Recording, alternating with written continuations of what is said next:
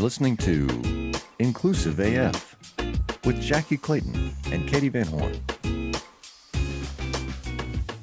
Welcome to the Inclusive AF podcast. I'm Katie Van Horn. Oh, you don't say. Yeah. Hi, Katie. I am Jackye Clayton. Nice to meet you. Oh, so nice to meet you as well. I'm a little disheveled today because I Same. didn't feel like washing my hair again because it's 400 degrees out in Arizona. So it's a bun today. Today is a bun day, which I feel good about. Plus it's Monday, you know. Tis true. Yes. Okay. So today we have a wonderful guest that we would like to introduce everyone to talk, about some great things around diversity, equity, and inclusion. So Nani, I'll turn it over to you to introduce yourself and share a little about who you are, all that good stuff. Sure. Hi, everybody. I'm Nani Vishwanath. I use she, her pronouns. I work with an organization called the Courage Collective, and we've been really focused on bringing a more human approach to work through the lens of diversity, equity, and inclusion. We were founded in 2020 and have been growing and evolving ever since. I also have a full-time day job in the DEI space and kind of the product marketing realm of work. So I spend a lot of my time thinking about these topics and how we can continue to evolve as a society around them. Awesome.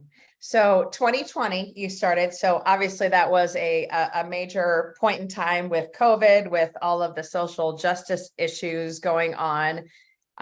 What inspired you, or what, obviously those I'm sure were pieces of it, but why did you start your own consulting company? At the time, I was at a tech company here in the Seattle area and was working with a few other folks who were really passionate about the space, both from a work perspective and simply because we were Black and brown folks in an organization where there were very few of us. And we had some real conversations about what change could look like internally, and we tried to push that rock up a hill and felt the real resistance, especially when it came to resource allocation or real prioritization of the topic from leadership. And so we started imagining, what could this look like if we were to build it and not have to go against the grain of a company? And so we came together, and our founder created the Courage Collective, brought a few of us along. We started off with doing learning series for organizations, and we've expanded to be more employee journey consulting as well.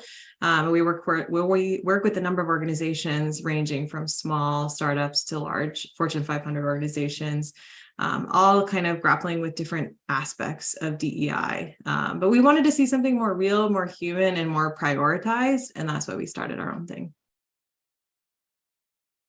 Awesome. I'd love to know what that means. I mean, I feel like I keep seeing people pivot in the space, like we want to make it more human, or we want to make it more accessible, or we want to make it more real. What does that mean when you are saying giving more of that experience? What does that mean to you?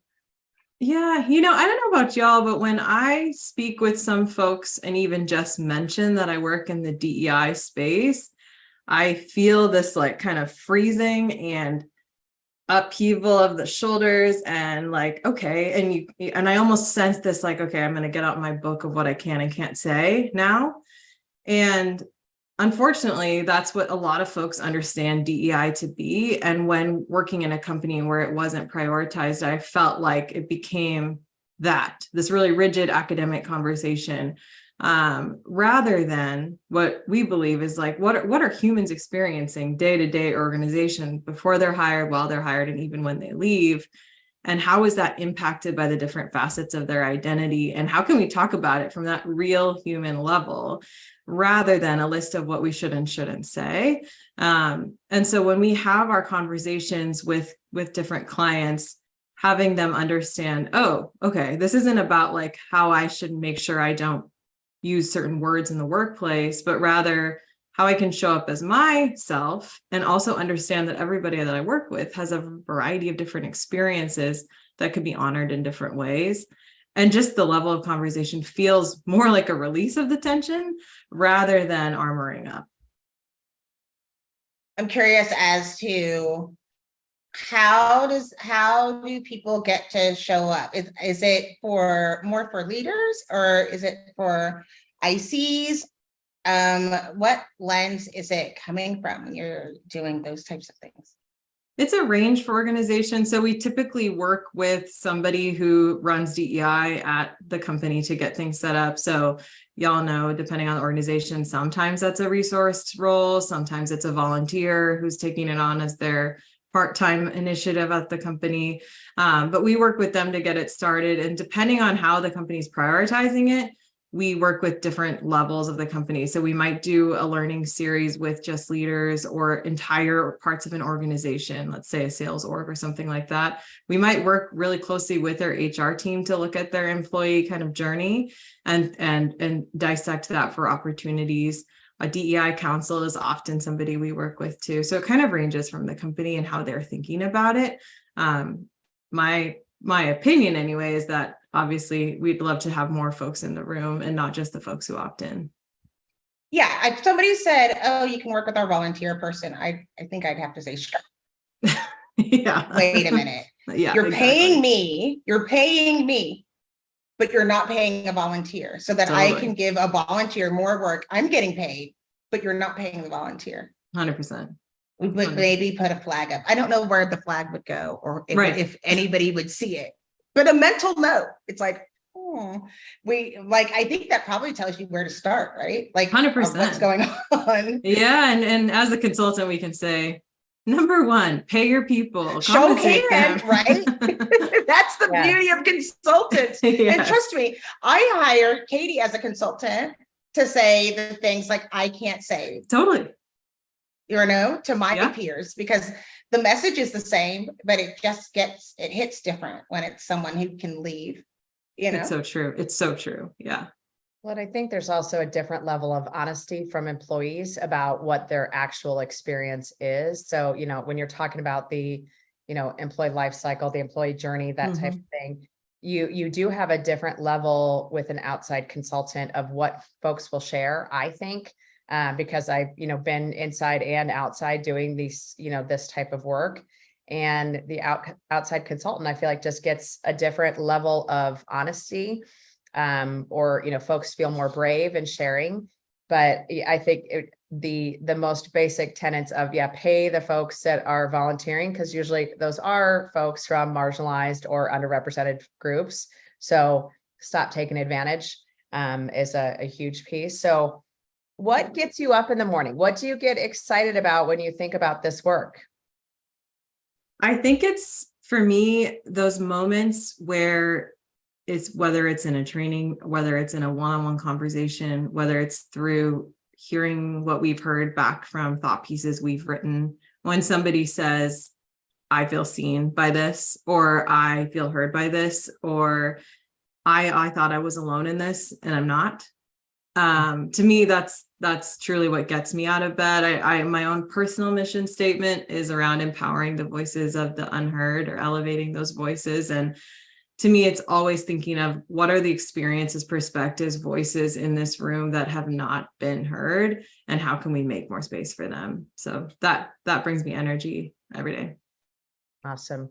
I bring that up because, I think we are in this moment, and you mentioned this prior to us starting to record, this kind of moment of, I don't know if we want to call it reckoning or rebalance, whatever you want to call it, where so many companies are saying, well, maybe it's not that big of a deal for us to focus on DEI, or maybe we don't have to have resources allocated to DEI. And, so I think it is such important work, and, how we become more passionate about it is so critical. But would love to hear your thoughts on that topic. The fact that so many companies are pulling back on the commitments that they made in 2020, 2021. What are your thoughts on that? Yeah, I think there's two driving forces, probably more honestly, and I think they're somewhat connected. But one of them is, I think many organizations, if you were to talk with their leadership and ask them why DEI is important to their organization, and then you took their response and asked them why again, and then prodded a little deeper and asked them why one more time, I'm not sure a lot of folks would have a clear response. And part of the reason I see for that is that a lot of the action that's been driven over the last 3 years has been really out of reactive approaches, or trying to be on the right side of history. Now, I'm generalizing. There are so many companies that have done incredible, real, authentic work, and progress is always happening around us. So I do acknowledge that. But from a grand scale, just an observation is that there was a lot of fear-based action that happened in 2020 of how do we make sure our company has a statement that we can pull out, or we can say that we're doing the right thing. But asking why often feels less clear. And organizations will say, it's important to us, or we want to have a diverse workforce, but connecting that to what their company is all about, that's often a light bulb that a lot of folks haven't turned on. This is not a separate thing. And that's the second driving force, I think, that I'm seeing a lot of right now, is that organizations see it as separate or additive and don't see the importance of integrating a DEI lens, so to speak, into all aspects of a business, not just HR and not just one part of HR, right? But everything. And I think that's why it gets relegated to these surface level topics like, okay, we'll show up for cultural moments or heritage months and we'll do one training a year, or maybe we'll have a speaker come in and talk about a topic, and that's it stays there. And is it a deeply integrated part of the work? Jackie, you're on mute. It was so great, and I lost it. No, just kidding. What I was going to say was, Nani works at on your day job, your other job at REI has done an amazing job. Unlike a lot of organizations, and this is something that we don't hear a lot about outside of this movement, but I've seen more readily, is allowing people of color being themselves without being some stereotype of what that means. With REI, it's like being outside. I was cracking up because my son plays Magic the Gathering, right? He's this young brown boy who plays Magic the Gathering, and he dorks out on Magic the Gathering. And Love it. I saw this guy the other day, he was like on TikTok, that was like, I don't play spades, but I play Magic the Gathering. And he's like sitting with all these other Black people playing Magic the Gathering. And so it's like, these are things that we haven't seen, or a lot of people just being allowed to be themselves, that has come out of that movement, where I don't know, I don't think we've talked a lot about how that transition has occurred. And I was curious if what your opinion is, or have you seen anything like that as you've been building these new initiatives, or in working with other companies, where it's not just because it came out of fear, but it's still evolved. As much as we're all nervous about where it's going, there's so much evolution that's happened in the last couple of years that still is worthy of discussion. Oh, hugely. Yeah, absolutely. Would agree with that. I think the companies where I'm excited is where we're not stopping at let's be less problematic, but rather what are we building? What's future forward? And what does that look like that's more innovative and brings in a variety of perspectives, and to your point, stories that are not often heard? I think that's what's exciting. But I think a lot of organizations stop at let's not do these things. But what's ahead of that? And how do we keep people motivated when you don't have that hopeful future to look forward to? Rather than, okay, we're going to do a training so that people aren't experiencing bias in the recruitment process. Instead of stopping there, could it be, what does a really inclusive recruitment experience look like? Let's throw away everything we do and let's just dream for a little bit and iterate and think about what this could look like. What are those things that you as a candidate, based on your own experience and identities, had gone through that you think, this didn't make me feel welcome, included, or have a sense of belonging? Let's reimagine it. I think that dream state is needed. And unfortunately, not a lot of organizations are embracing it.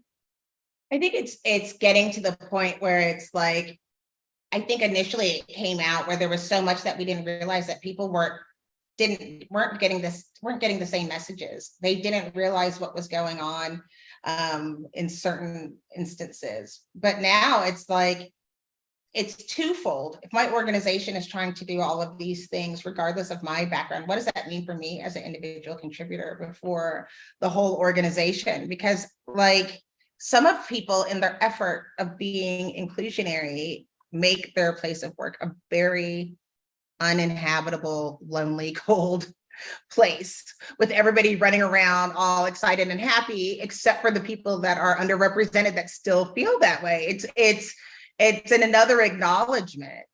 And I'd love to, I'm just sharing, we're just having a conversation. And that's what's on my mind today, I think. I hear you. I mean, I've seen that firsthand where folks, well-intended, I literally saw this at an organization, had a list that is called words to avoid, and are in a meeting with a few folks of color. And somebody said one of these historically outdated terms that if you looked it up would realize it had a problematic origin. And in the meeting is like, this is a word you shouldn't say to this person of color. And it just, to me, is like, so shows us what we're doing wrong, is just by going by that philosophy rather than thinking about this whole experience of this person being in a room where they are the only one or one of the only, and experiencing so many other things that may be problematic or hard or barriers. And yet we're focusing on this as the sense of belonging, as this one way of thinking. So I just think we lose sight of that a lot, the real lived experience. I think there is part of the work. Maybe it was Maya Angelou that said words were the only thing that's ever driven change, and putting it within the tapestry. The words to avoid isn't even the point, right? That's like Exactly my mom saying, don't touch that, it's hot. right. Without explaining about heat, skin, blisters, scarring, like all of those things. Otherwise, I may not have ever made a s'more if you just said fire's hot, like Precisely. The impact of it's not enough. You have to go one click deeper in that investment. But I appreciate where that makes me so uncomfortable. It's like if you walked into a room and said, don't say anything. Katie's coming in. She's Catholic. So don't say anything about birth control. She'll be really offended. So we all just sit there quiet around Katie. Hi, Katie. And good ideas and forward thinking and collaboration don't happen when everybody's so afraid to even speak. Right. So, yeah. I just listened to an interview Megan Rapinoe was giving with Glennon Doyle. And it was really, really interesting because one of the things that she talked about is on the team, they discussed the fact that, for so long it was teamwork, and not recognizing the individual. And they have really shifted how they think about the team to say each one of us is an individual that brings up, different things, within, who we are. And Abby Wambach also was, on the podcast, of course, and she mentions I remember speaking in front of a group and saying, I'm a little slow. So Mia Hamm has to, pick up, and Mia pulled her aside and said, don't ever do that again. Where you have, deficiencies or, things that maybe aren't as great, that's where I come in, and vice versa. And that's how we balance each other out. But we're all great at our things. Mm-hmm. And so looking at the individual. And so, to have a list of these, the words you can't say, that's it's a little bit odd, but that really doesn't get to belonging in any way, shape, or form when you can't be an individual. To be fair. Yes. In Waco, there are people that need a list of words to avoid. That's fair. That's fair. So you can't, I live in the big brass buckle of the Baptist Bible Belt, and I can tell you, they need a list before they walk in the room, and I ain't even mad at it. Saying words like Texas A&M or UT could get you hurt. There are some environments that you might not. I will give a prime example. And this was really, I was shocked that I didn't move, and I'm shocked that I'm still here, but that's a whole nother day. It was called Rainwater. It's a rainwater project, and it's one of the DIB initiatives. You might have heard of it, but it was talking about where is the problem, and the problem's in the rainwater. Mm-hmm. And so within the group, it is very diverse on purpose: age, race, gender, very, very specific, sexual orientation. But the trainers came from I think Indianapolis. And number one, they kept mentioning University of Texas, and people got very offended because this is Texas. People were very offended, but we all kind of giggled and got over it. But then the gentleman started talking about guns. Now, if you don't live in Texas, I can understand. Maybe in Arizona, it's the same. But he was saying, like, I couldn't believe the person had a gun. And there was silence in the whole room. Now, everybody was there to learn about DEIB, right? Everybody had the same piece, like, we understood the class. You had to be selected into this class. And so you could think that there was at least a part of curiosity where there wasn't going to be automatically, but the room was silence. And it was the sheriff. I don't think the trainer knew that the guy was the sheriff in the room, but he finally said, "You're in Texas, son." And everybody just started laughing. And then people were like, "I've got a gun in my boot." "Oh yeah, I've got one in my pocket." Like, if you're offended by that, you might not be in the right place. And so there is an amount of where you are. I think corporations are different. And that's the balance. And that's what I was going to ask you, is the difference between your initiatives internally at your own company versus things that are happening outside the company. Like if you're working with a nonprofit or something outside of a corporate entity that's full of volunteers, does your message change? And if so, how would it change? So the question is, if we're working with an organization we're consulting with versus otherwise. Yeah, I was just wondering, like, if the things that you implement at a corporation, do you see the same things at nonprofits, or does it vary by size? I think it really varies depending. Size can play a role, but I think just the culture of the organization is the driving force, whether it is a corporate entity or a nonprofit or higher education institution we've worked with as well. And even then within the culture and then within the subcultures that we have the opportunity to be with. If there's a culture of we don't say certain things, or we have low levels of psychological safety, people are unable to speak up without experiencing risk or consequence, then what we are able to say has a very different impact than if we are working in an organization where they're upfront and honest and say, here, we know what we know. We know that we're not doing this super well. We know that we've heard from underrepresented folks in our organization that this isn't going well and we need help, and we can be vulnerable about that. Totally different conversation. Yeah, I think it is so interesting because it is DEI. I have had a lot of my friends that do DEI consulting are based in California or on the West Coast. And we've had conversations about what does that look like to do consulting in California versus in Texas, in Arizona, and some of these other places. And I think that the piece that is so critical that, we continue to talk about is meeting people where they are on their journey. Mm-hmm. And everyone is different. And so, yeah, you might be in a room that everyone's carrying a gun or has a gun somewhere close by. And, how does that conversation change when you're talking about inclusion or what, or how do you think about that when you're talking about whatever kind of social justice issue? And I think that's the piece that is so many consultants get wrong, I think, and DEI professionals get wrong, is the one size fits all, period, mm-hmm. End of discussion. And that's, going back to, hey, we're trying to create equality versus equity.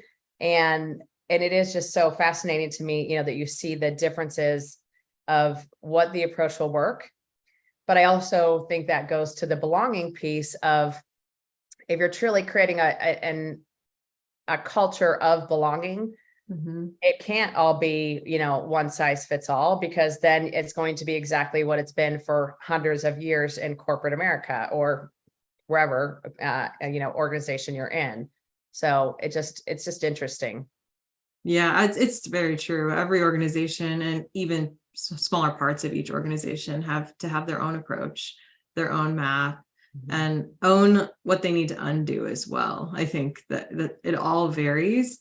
And you've seen companies take the playbook, right, of saying, okay, got it. On one unconscious bias training, we're going to set up ERGs and we're going to do a calendar of cultural holidays every year. Done and done. And it's so evident it doesn't work that way.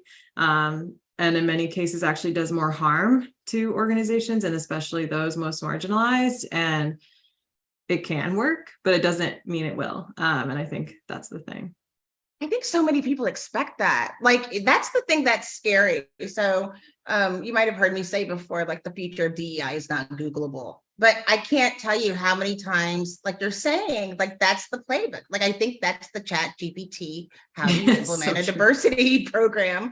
Oh, set up ERGs, put it all, I just put a post out there. I'm like, until you can deal with your unconscious bias or your conscious bias, I'm not touching your unconscious bias, because I So don't even good. know what's down in there, because you ain't even trying to, wear the right shoes. You're at Disney World in pumps. You know who you are.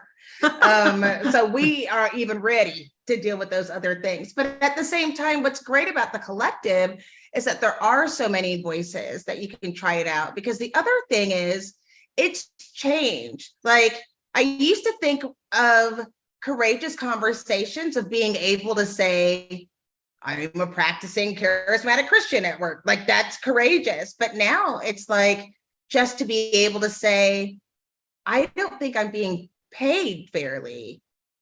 Like, it's not even that deep. Like, people are trying to go up to those things. And it's like, you asked me to do this extra thing, but I'm not getting paid for it. I noticed, ... Right. And Right. those are the courageous conversations that need mentoring.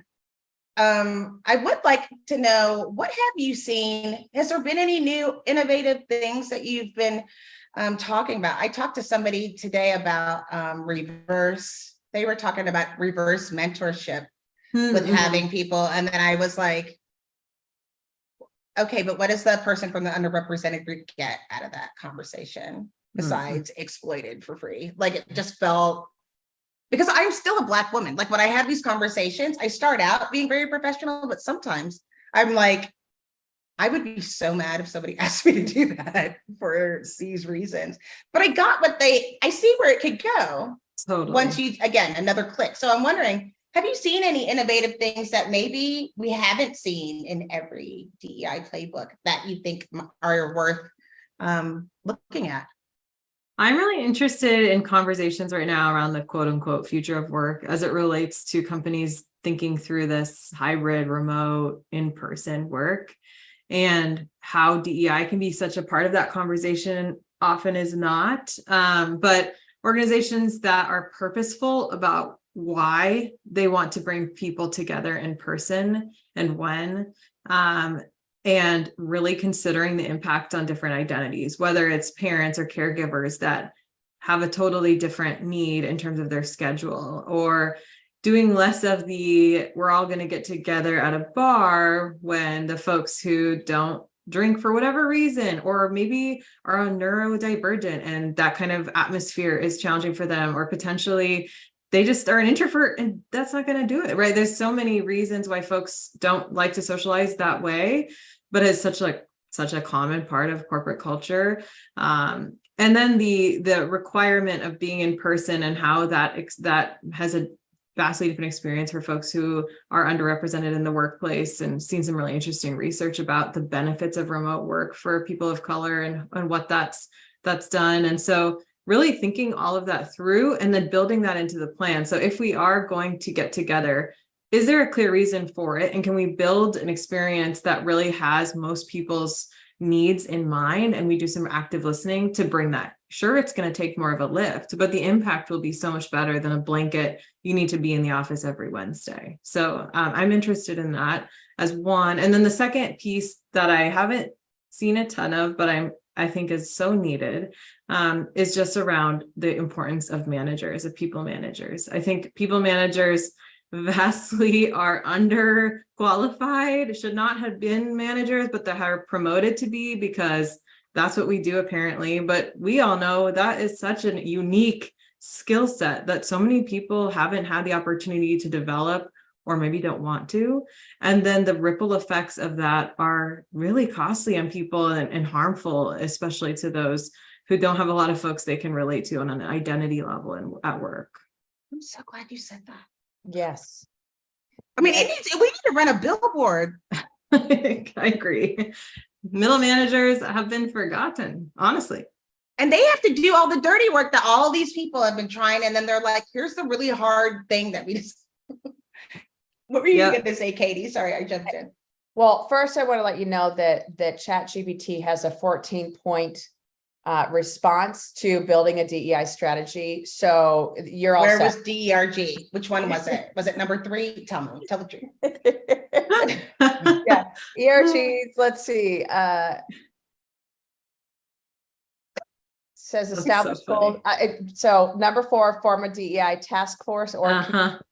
it doesn't say anything in here about paying people for the extra work they're doing. So Education? that might be No. something to consider. But if I may, ChatGPT, give you some feedback. But what I was gonna say is, I think it's also just those frontline managers. How many organizations have you walked into where it's, oh, we have a leadership training program that, you know, once they're a lead, once they're a manager, once they're a senior manager, director, on and on and on, this is the training, this is what they learn, these are the skill sets that they pick up. Mhm.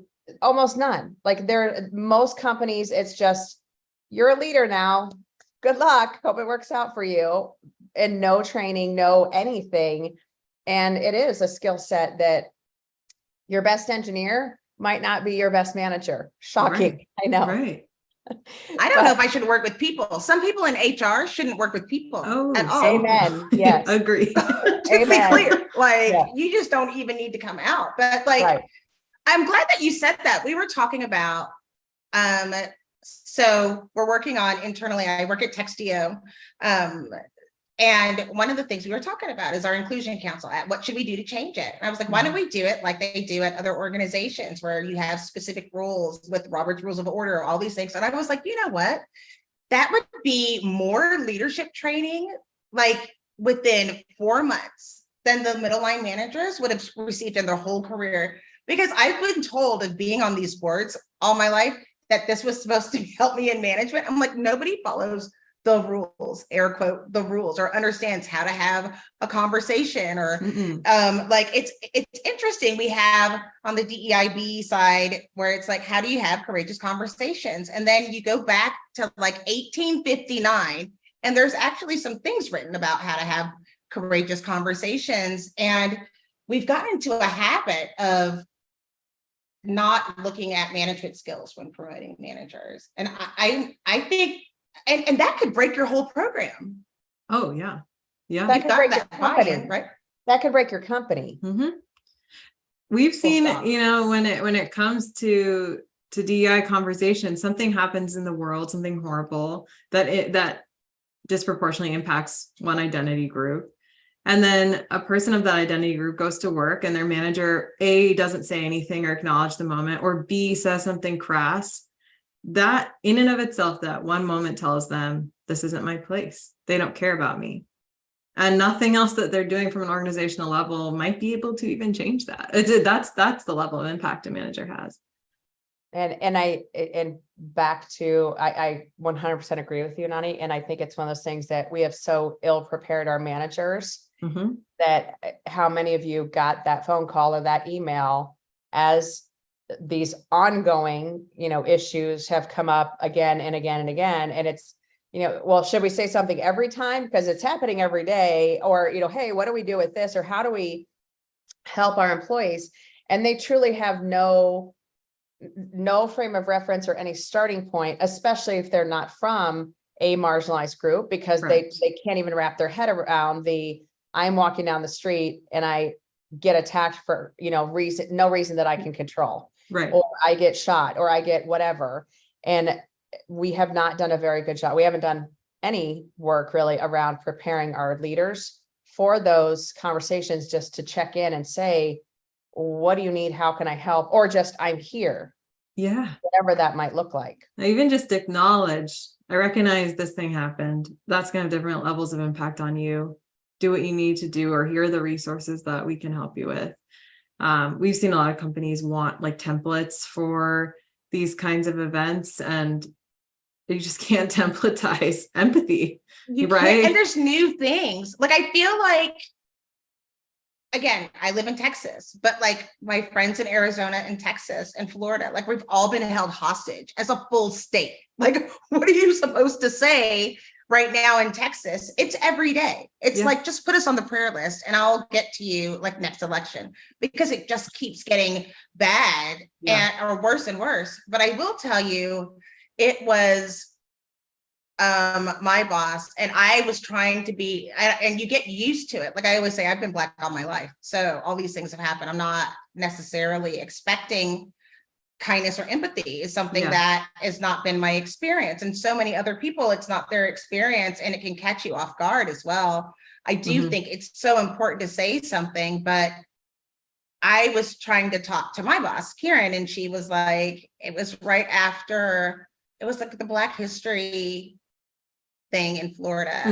And knowing that doing DEIB work for all of us that are doing DEIB and seeing the attacks on DEIB was like, I have no idea what you must be feeling right now. And I just broke down. Like I was not even going to deal with that feeling or emotion, but just to acknowledge it also made me acknowledge what was going on in my shoulders that day, or feeling about my own existence and how do I relate. And I think so many of us doing that work right now are all really tense and stressed. And it feels like we're all going to be, I don't even know what's going to happen. It feels very, it's a very, it's scary. There's no better word for it, because I feel like all of us are going to be doing illegal work soon. Like, I feel like we're all going to be doing, because that the decision's already been made is what people don't realize. And so it's up to people being strong. We are the variant in these situations.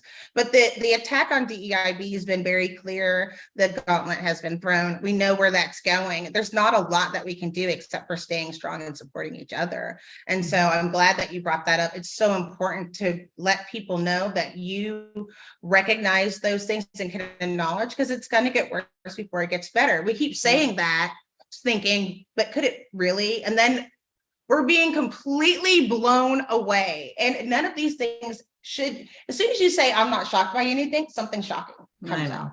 I know.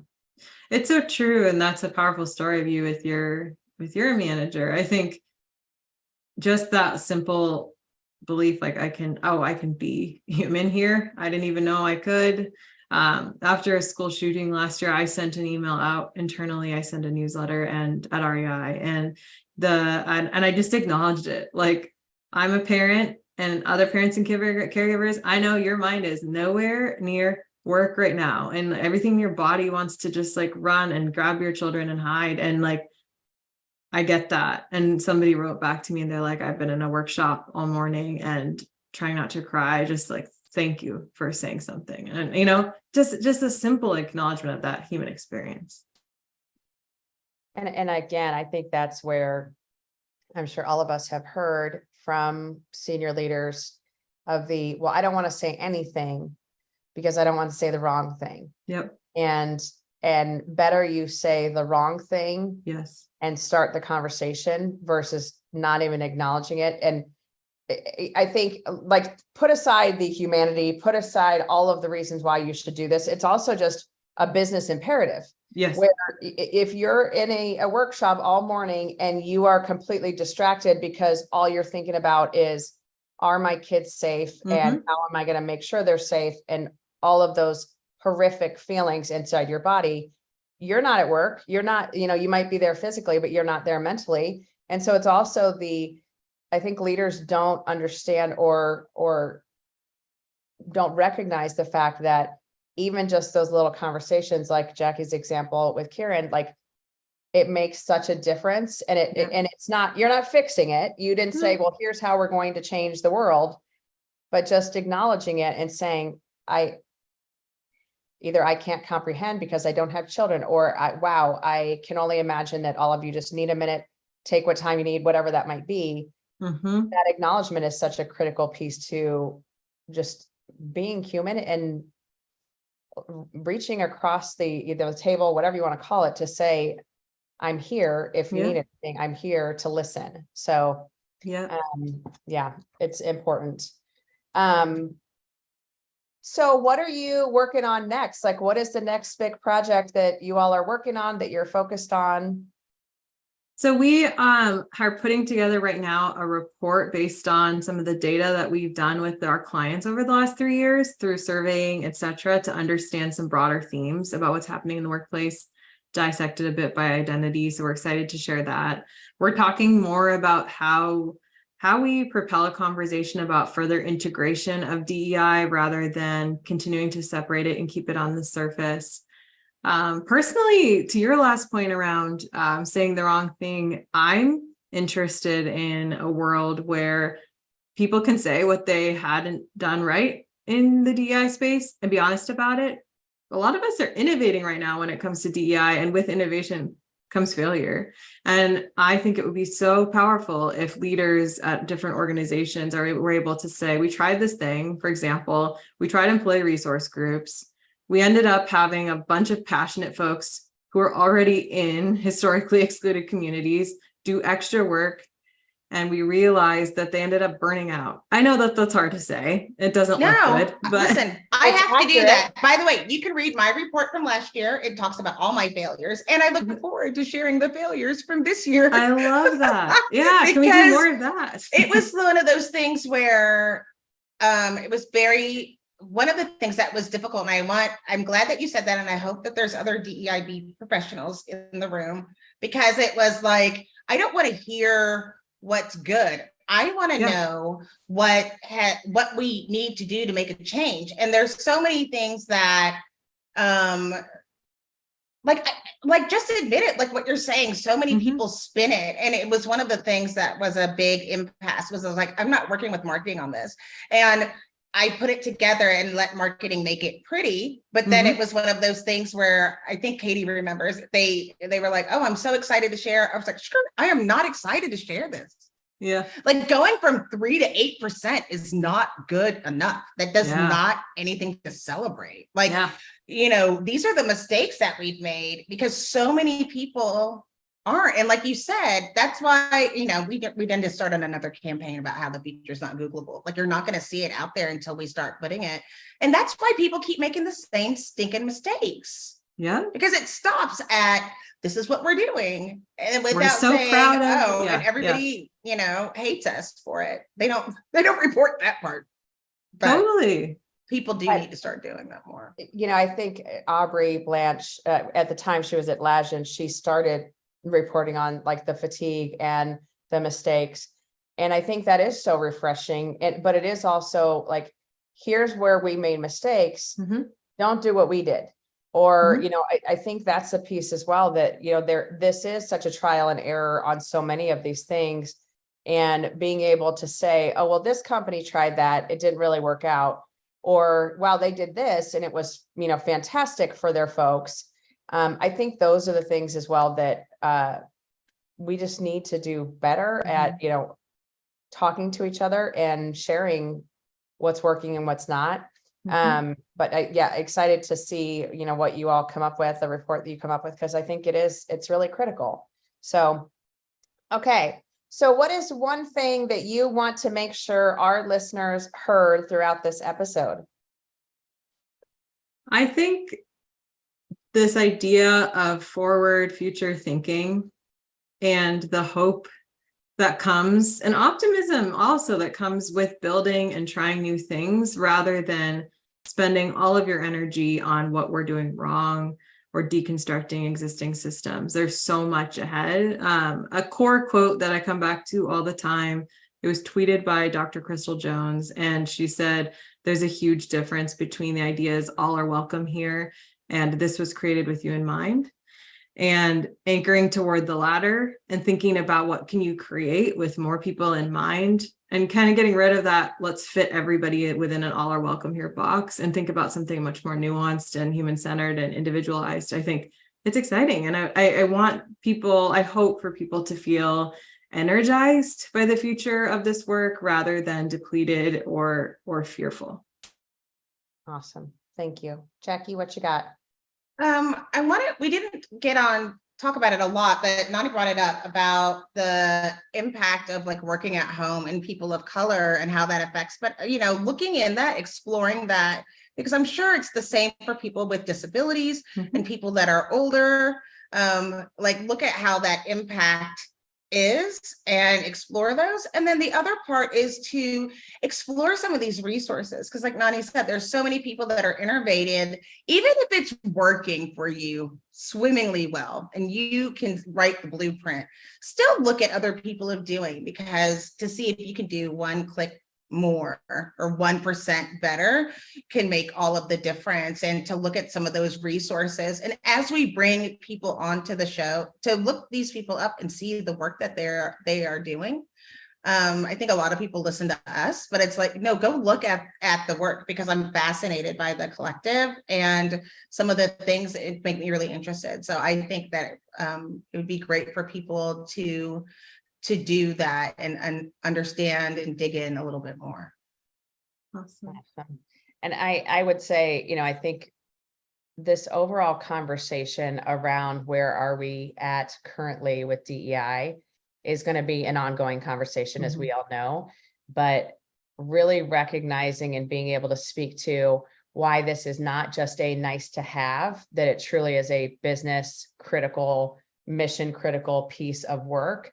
And I have a very dear friend of mine, and anytime I get down on this topic and am frustrated, she reminds me that the things that are happening currently are those last holdout, those absolutely, we don't have any other options. So we're going to just do everything we can that's just destructive and horrible to hold on to power. Because they're losing power or, having to share power. And so we have to keep going. And, when we are at this space where, Jackie, you said it earlier, like, but when is it going to be better? When are we going to see the better? And I think it's just, we are in this uncomfortable, horrific space right now that we just have to keep pushing forward, because we know we're doing what's right. We know that the things we're doing are helping people and bringing people along. And I love what you just said about, we created this for you, with you in mind. I think that's just such a great piece of advice, because I think that is a very different thing than, hey, hope you fit in here, or hey, we're trying to be inclusive. So I love that. So Nani, thank you so much for taking the time to sit with us. I've really enjoyed the conversation. This is Katie Van Horn. And this is Jackie Clayton. Bye. Bye.